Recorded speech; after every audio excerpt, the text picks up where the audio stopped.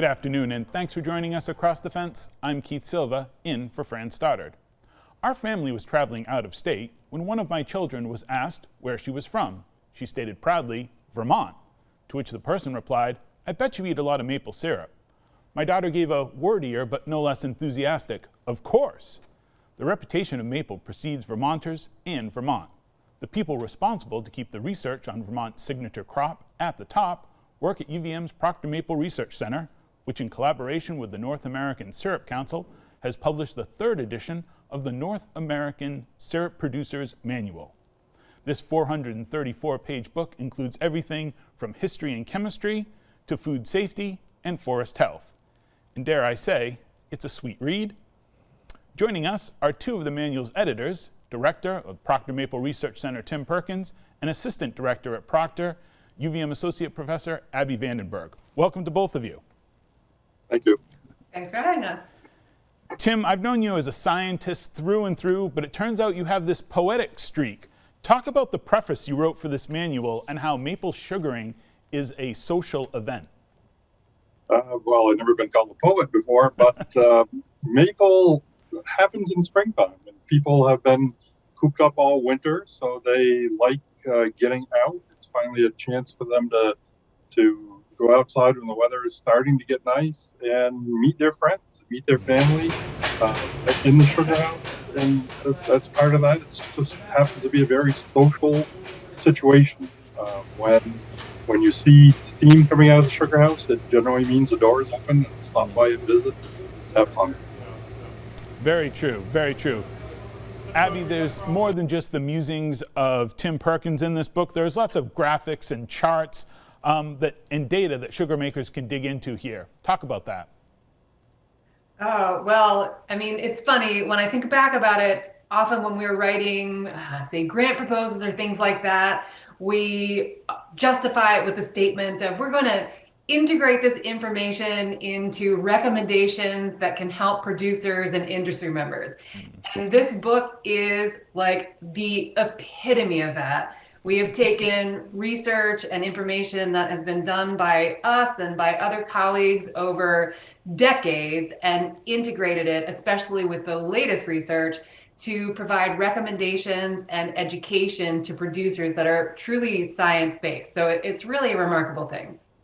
Yes, we're looking at some graphics now for tree diameter, and this one is about tapping, Abby? The one that I'm seeing now looks like it's about sugar content over this season. Sugar content. Yeah, there is all sorts of information there about tree diameter and yield, especially one of the big pieces of the producer's manual has always been guidelines for sustainable and productive tapping for maple trees. So that is one of the highlights of this manual, is an updated set of tapping guidelines for producers to help them optimize yields over the long term, not just yields, but tree health over the long term. Tim, the maple industry is driven by technology, and the maple manual, the last maple manual, was published in 2006. How has maple technology changed since 2006? It's really evolved greatly.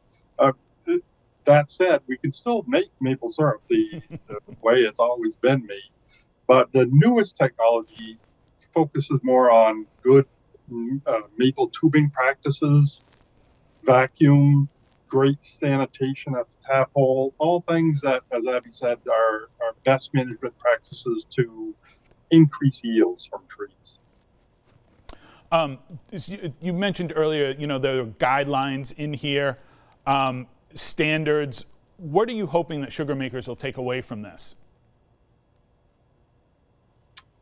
Well, hopefully they can utilize those best management practices to be able to increase their yields in a sustainable fashion, and in that way increase their economic gains from this activity. For most producers who do it other than at a hobby level, they're trying to make some money at doing it, and it's challenging to do that. It's challenging for lots of agricultural fields. So with the manual, we're showing them how they can increase yields in a sustainable fashion and do it in order to make money. Because those best management practices have to make economic sense. Ultimately, that's what we're talking about for someone that's making their living from sugaring.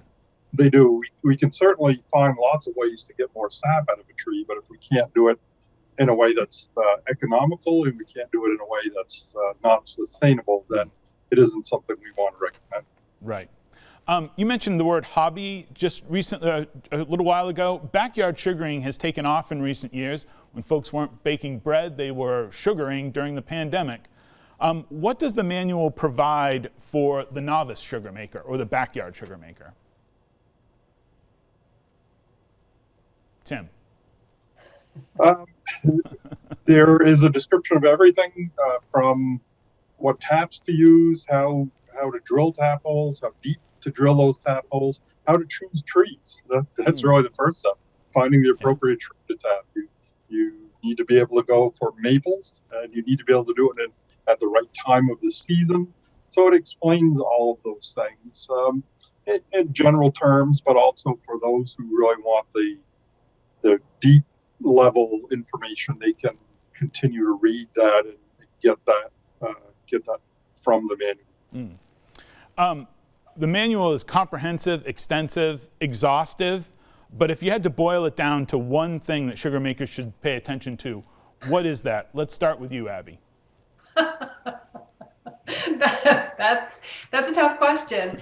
I think they should probably pay attention to potentially the one facet of maple production that maybe they have not paid attention to or feel like they need to deepen their understanding of. This manual has everything that really would allow a basic hobby, a starter producer to start for the first time, but it also has a lot of information for expert maple producers, people that have been doing this their whole lives. So I would invite producers to pay attention to things that might be new to them. For example, the food safety chapter is a new chapter, and that's something that is becoming more and more relevant and critically important to our producers at any scale. So that might be something. Tim, what would you add? I think probably related to food safety is getting the quality correct. So getting density of the syrup to the proper level to make sure that what you actually have is syrup, that you're filtering it properly. So the section on maple syrup quality. Excellent. To download a copy of the third edition of the North American Maple Syrup Producers Manual, email mapleproducersmanual@gmail.com. You'll receive a link to view and download this 434-page manual. Print versions will be available for sale in the next few months. Speaking of new things at the Proctor Maple Research Center, Tim, you have a new address. Tell us about the newly christened Marvin Taylor Road. We do. This is our 75th anniversary year, and the state happened to ask the town of Underhill to name our road. It had always been just referred to as UVM Drive or Town Highway 38. So when the town asked us what we thought the name should be, we went to our original founders, Dr. James Marvin and Dr. Fred Taylor, and decided to honor them. And the folks at UVM like that, the town like that, and so that is the new name. Excellent. Marvin Taylor Road. I'll still call it Proctor Maple and follow the way I've always gone. But Abby, we've been talking about the sugaring season, but maples get to show off in the fall as well. Is there any research that connects the changing of leaves to sap production?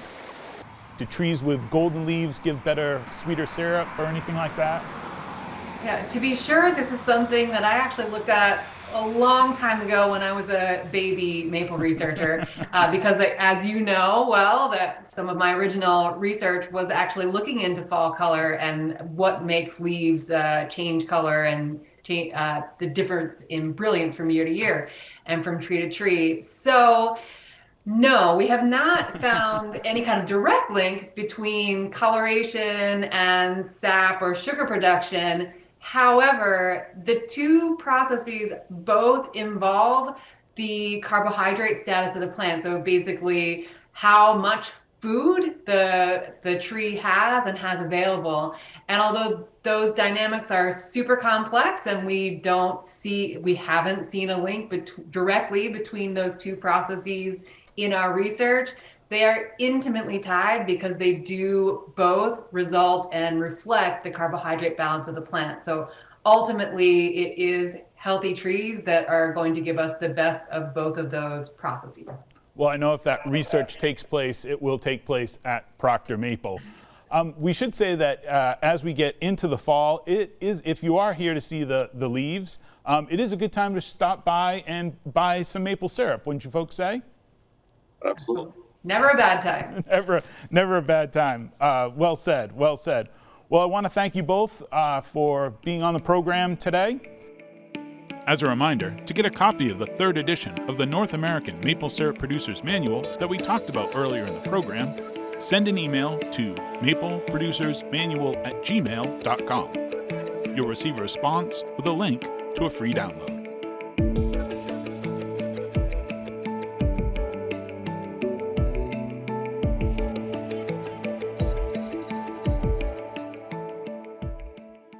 I want to thank everyone here at WCX for making this program possible, and as always, thank you for stopping by Across the Fence.